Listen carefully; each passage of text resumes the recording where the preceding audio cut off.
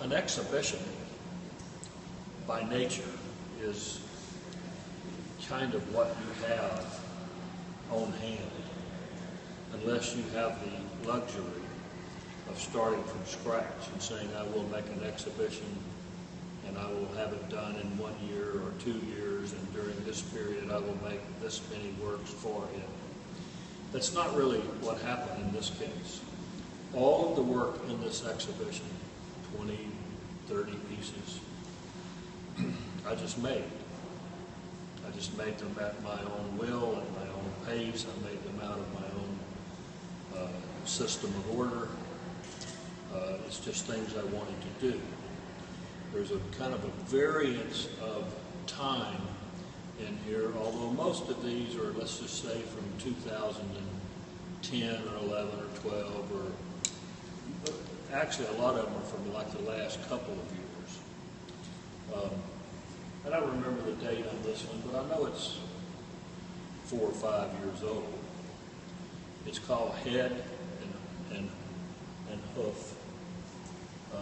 Head and hoof. This is a root off of a tree that was washed out of the side of a mountain and tumbled down a torrent, a whitewater mountain stream, and then came to rest at the what we call the head waters of the lake. The lake, probably 10,000 feet in elevation, so pretty high. This is a mountain piece. The idea is that the root, this is where it's connected to the stump, constitutes a base of a tree. That's what stabilizes a tree. A tree then reaches into the sky. That's what this does. So this is flowers.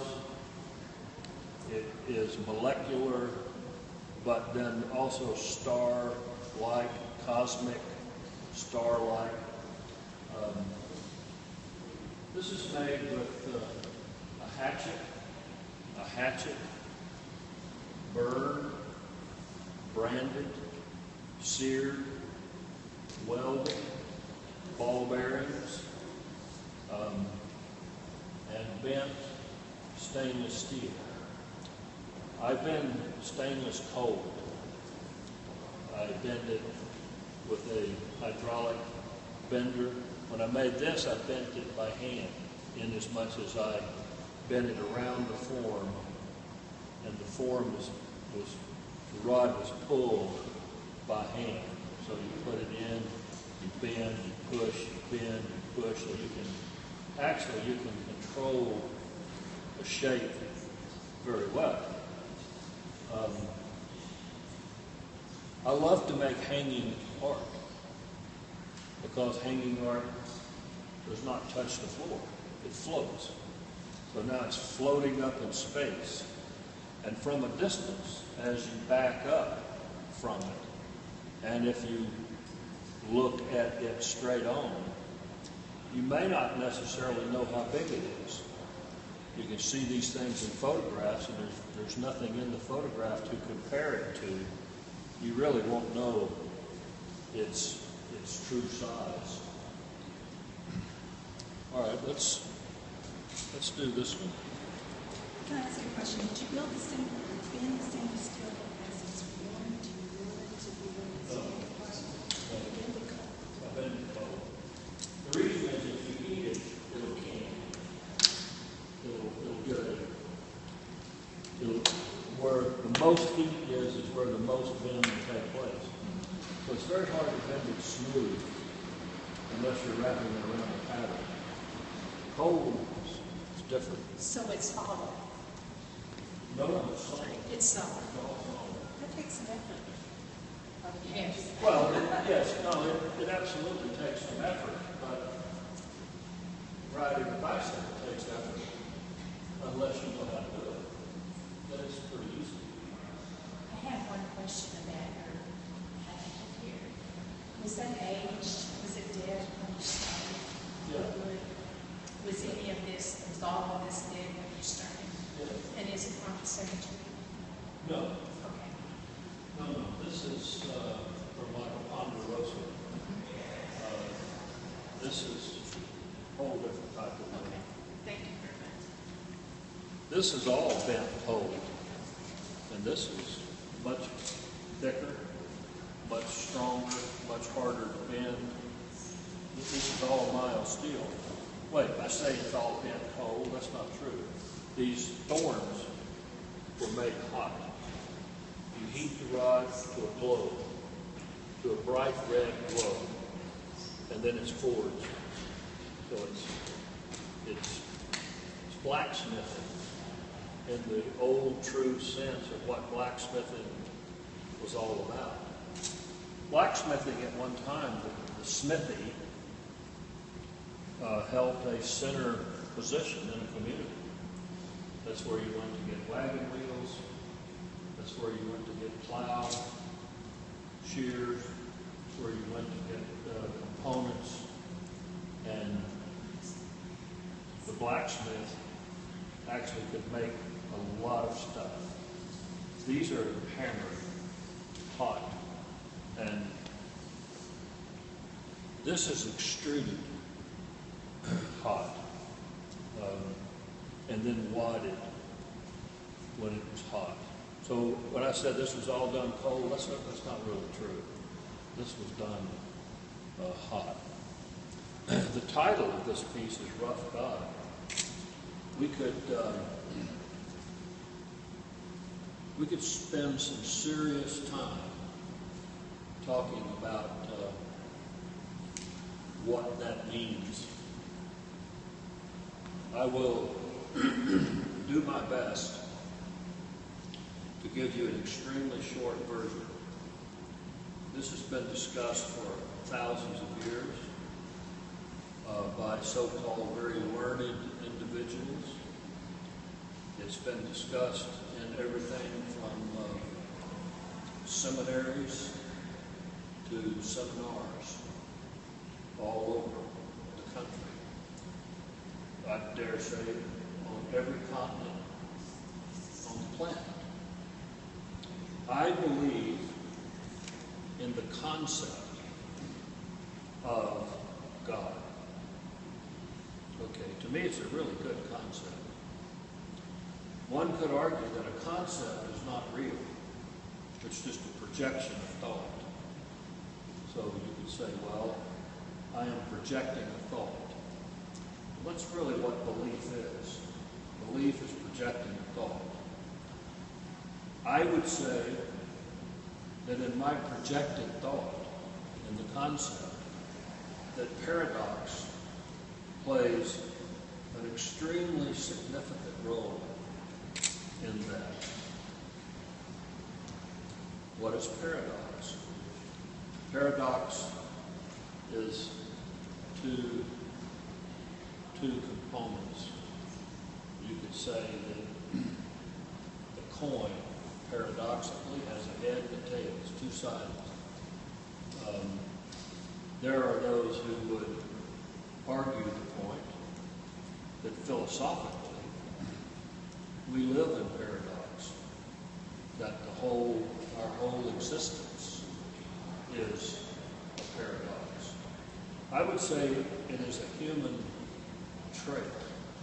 It is to be human is to have this paradoxical ability.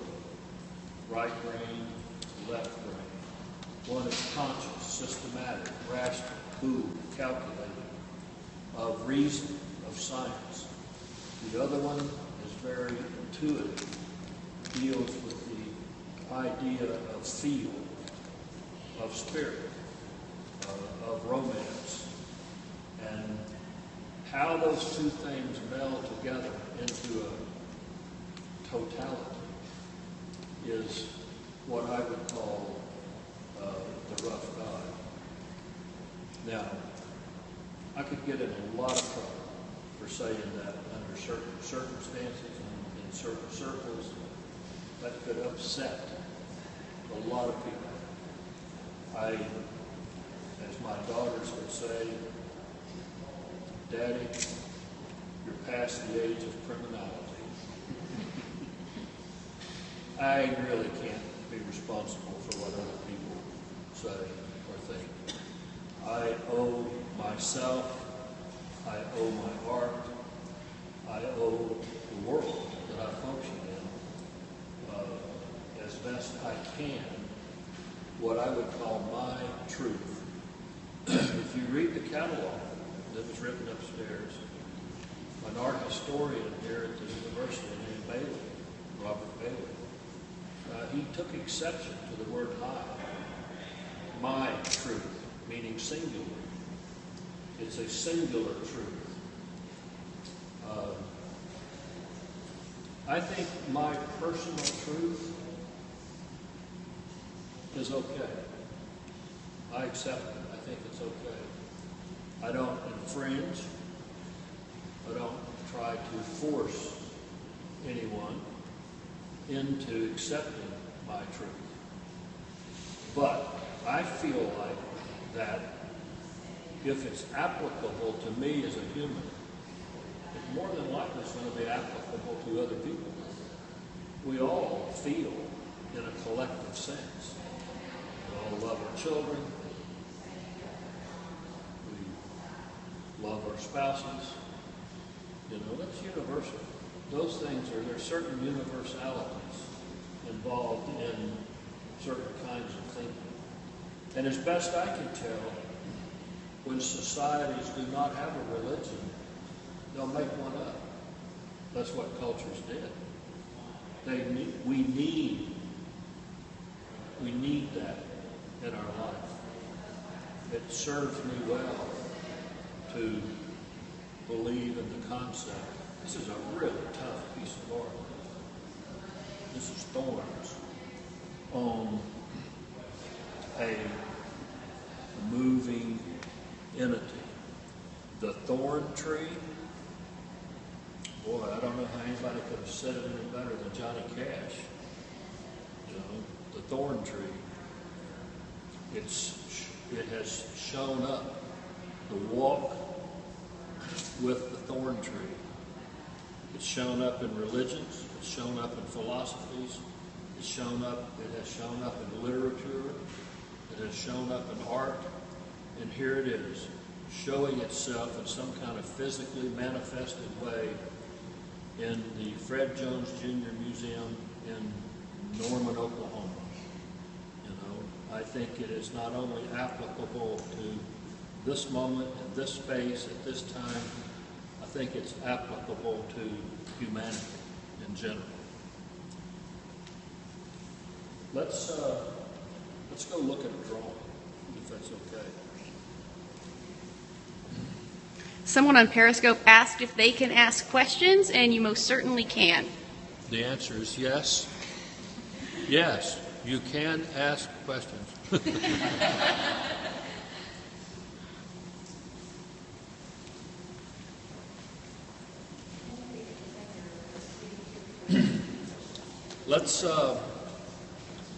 Let's deal with this one. Now, I mentioned over there the head of head and hoof.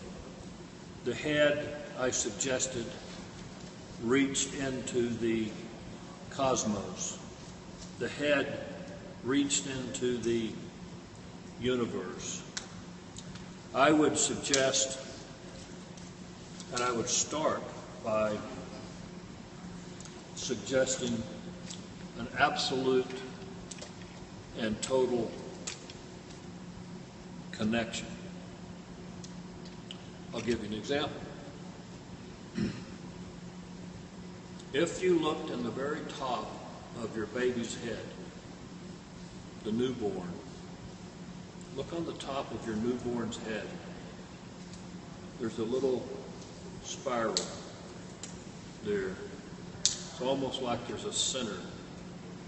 There's a center to this universe that's coming into existence. If you look through the 100-inch telescope, as Hubble did back there at Mount Palomar, he looked out and he saw something that he thought he was looking at stars, but he said, oh my goodness, those stars are not stars at all. They're galaxies. Galaxies have millions of stars.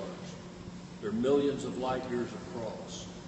So the spiral of a gargantuan galaxy is equivalent, in my mind, to the same identical pattern that exists in the top of your baby's head. That spiral is repeated. It's repeated in hurricanes. It's repeated in seashells. It's repeated in the eddy of a stream or a river. It's repeated in the drain of a bathtub. It's a natural occurring phenomenon that has to do with the very life itself, as well as the universe, which I think is all one. And I think that that is important for me, because I think it gives credence to this concept that I referred to a while ago. This is titled, All I Ever Wanted, or All I Ever Really Wanted Was to Go Home with You. That's like a love note. It's like saying, all I ever wanted was you. All the rest of the stuff is meaningless. You are what is important to me in this life. And that, as a phenomenon, kind of cuts to the chase of existence. This is a semblance of a female torso. These become vital positions of the torso.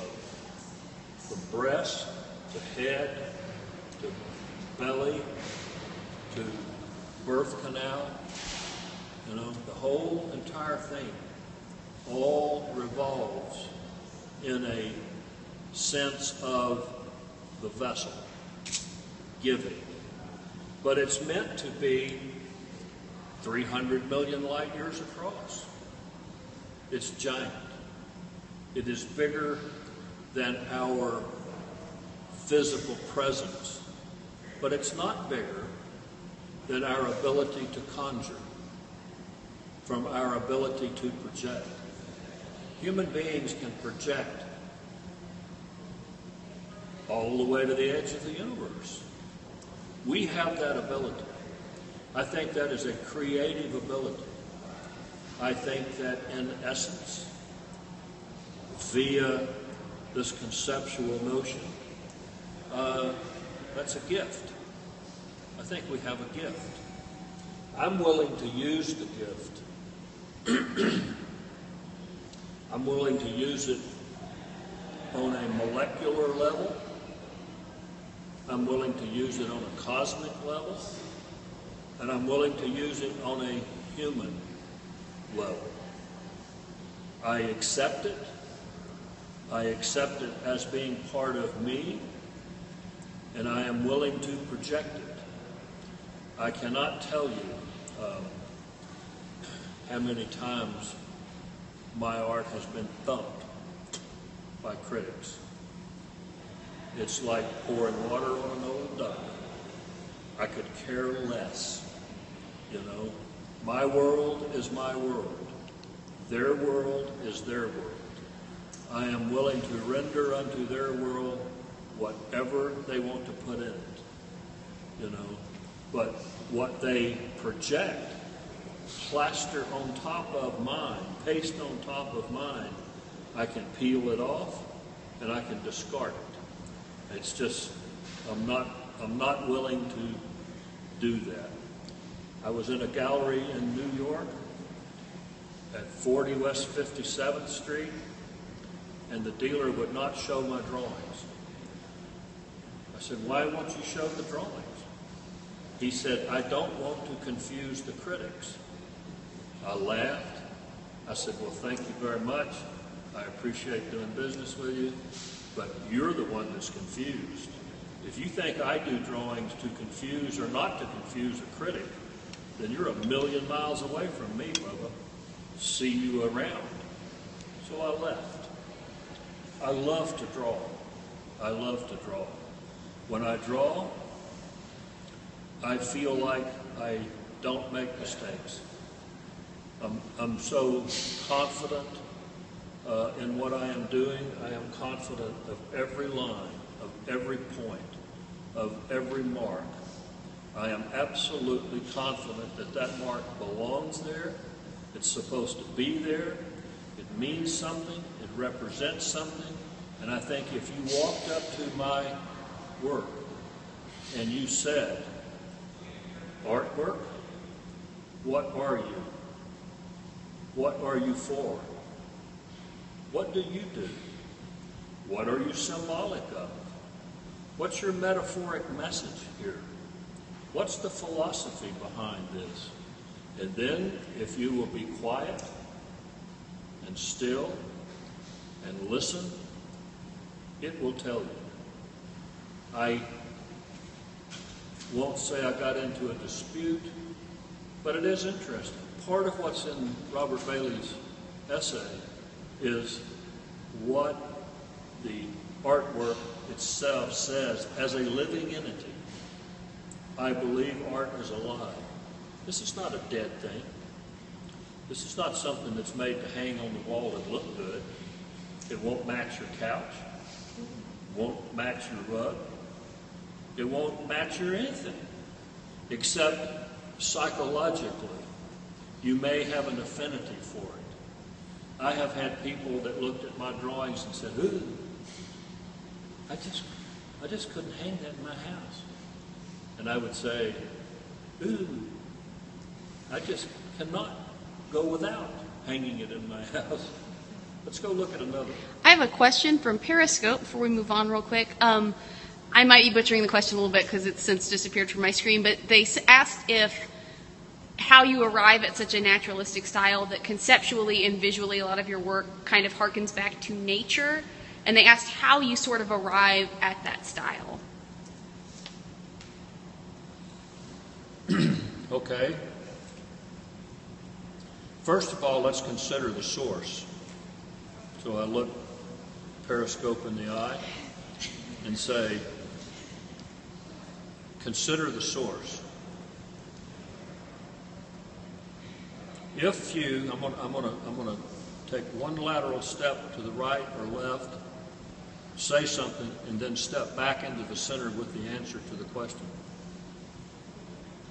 During the 70s and early 80s, if you went to New York to a gallery, any gallery, just pick one out of the hundreds that were there, and you saw art in those galleries, you would see grids.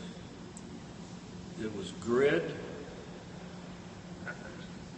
My friend called me one day, John Alexander called me and said, Surls, you're not going to believe this. Sarah is doing realism. I said, really? How is that? He said, well, he's got 4 aluminum squares laying here on the floor. They look exactly like 4 real aluminum squares. So that is a source. You looked at the walls of the gallery, they're grids. You look at the ceiling, they're grids. You look at the floor, they're grids. You go through the door, the street is gridded. The blocks are gridded. The city is gridded. The outside of buildings are gridded. It was grid, grid, grid, grid, grid. I think artists conjure from their own sense of place. My place is with green grass, trees, sticks, rivers, rocks, mountains, blue sky. Why not? That is as powerful a source as you can get. I would associate with other artists that do that. Wordsworth, a romantic poet. I wandered lonely as a cloud. Through what? A golden field of daffodils. How do you get into the field of daffodils if you're physically stomping through them without stomping the daffodils? You're tearing up the very thing you're trying to project as having a glory or a beauty to it. So you take on a different persona. You take on a different personality. So he became a cloud. I become the sky. I become the universe. I become something that can envision something from inside and outside. I am the field of golden daffodils. I am the river. I can see the bottom of the stream. I can see the patterns, the flow, the ripples, the rhymes and the rhythms and the patterns in all of nature. How can I see that? I'm looking. I'm looking for it. People will find what they seek. If you are seeking, you will find it. What do composers do? I have a friend who is a contemporary composer, a concert pianist, and he writes symphonies. When you walk with him, here's what he does.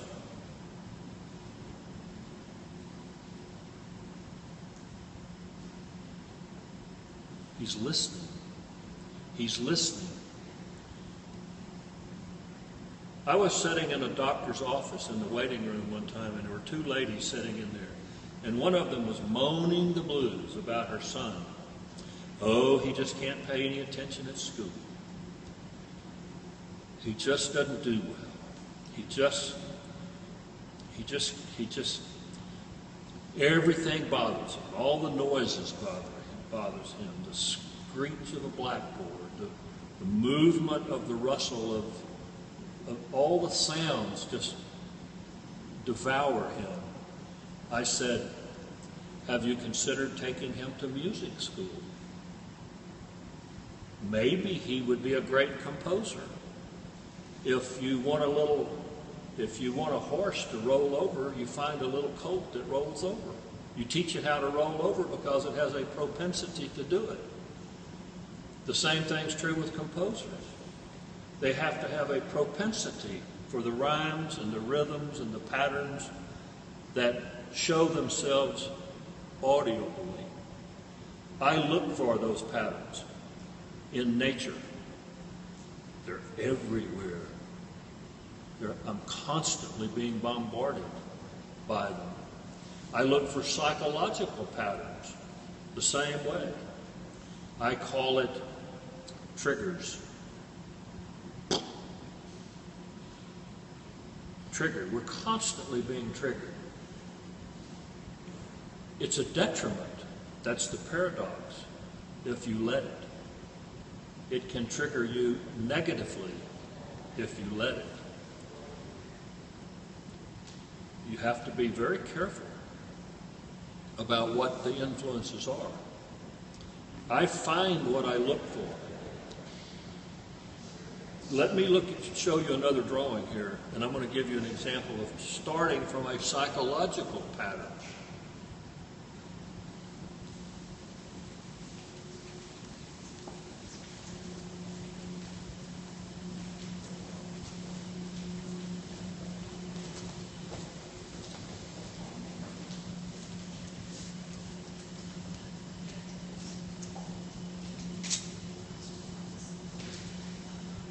This drawing started from the words. The words came. I am in the goodbye glove. What is a goodbye glove? What does that mean? That's the glove on the hand that's waving goodbye. The wave. Little kids, a 1-year-old will do this. They'll wave. You wave at them, they'll wave back. The goodbye glove is like the last wave. I am in the goodbye glove, where the big wave is the tidal wave. And what you get is what you gave. That's like a statement about being in what you would call the final quarter. It's an interesting concept. I'm of an age where I know I'm in the final quarter. I have lived a long time. I have some time left. What will I give in my last years on this earth? What will I give to my wife? What will I give to my children? What will I give to my world? And to tell you the truth, Norman, Oklahoma has become part of my world. It is not the only world I have. I am a visitor. I am passing through. I come in one morning, I park my truck, I get out, I go up and I knock on your door. And now I am here. What do I have to offer while I am here? I want it to count. I want it to be important. I want it to have something that is in and of itself a statement. The goodbye glove. Here it is. Here I am. I'm in the goodbye glove. This is my wedding ring. This is a prism. This is conscious. That prism is very, very conscious, very clean, very systematic, very mathematical. It's laid out on a prescribed geometric system of order. Through the prism is bent light. That's what prisms do. It can bend the light from the outer edge of the universe. It can tell us the speed of expansion of the universe. It can actually do that. That's real. I didn't make that up. That's a real thing. There's a name for that. It's called the red shift. Science guys know about that stuff. They look at that, yeah, everybody knows that. Oh, okay. Well, as an artist, how do I deal with that? Where do I put that? Here it is. The goodbye glove is waving to this world as a character. Now, the world is a living entity. It's a character. It has on a hat, a mitre, a cap, very much used within a spiritual tradition of something that is worn. It's worn by religious figures. It's worn by shamans. It's worn by seers. It's worn by people who actually look and see and listen and hear. So I am in the goodbye glove. That's me. I can take on that as a suit. Go upstairs and look at some of the art that's up there.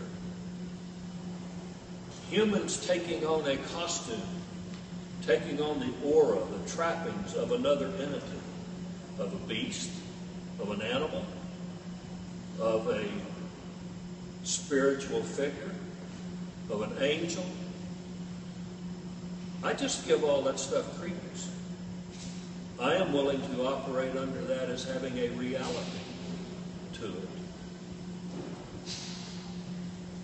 Any other questions from your Not yet, no. From your mystical thing there? Question that you'd like to ask? At least not on live streaming. Well, for the sake of time, I think we might go ahead and wrap up, but thank you so much for leading us on this tour through the exhibition, and thank all of you for coming today. If you want to stick around, I'm sure you can ask Mr. Surls some questions. You can tell, guys, I could stay in here for weeks. I breathe deep the air of belief. It's my world. I take it real serious. To me, it's not a hobby. It's not a secondhand notion. It's not something that I do on Saturday morning. It's something that I do around the clock, all the time, 24 hours a day, for the rest of my life. Thank you